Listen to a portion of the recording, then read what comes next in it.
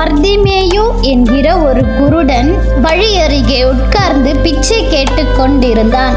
அவன் நஸ்ரேனாகிய இயேசு வருகிறார் என்று கேள்விப்பட்டு, இயேசுவே, தாவீதின் குமாரனே, எனக்கு இரங்கும் என்று கூப்பிடத் தொடங்கினான்.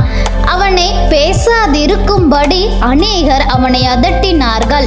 அவனோ முன்னிலைமை காட்டிலும் பின்னிலைமையில் உரத்த சத்தமிட்டு கூப்பிட்டான்.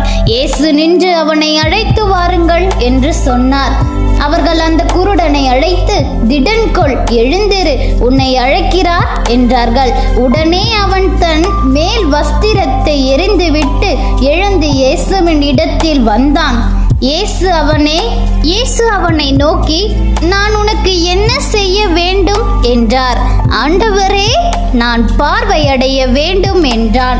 இயேசு அவனை பார்த்து, நீ போகலாம், உன் விசுவாசம் உன்னை ரட்சித்தது. உடனே அந்த பர்திமேயு குருடன் பார்வையடைந்தான், இயேசுவின் பின்னாக போனான். தேவனை தேடுகிறவர்கள் யாராக இருந்தாலும் சரி, அவர்கள் மன விருப்பத்தின்படியே தந்தருளுவாராக. ஆமேன், ஆமேன்.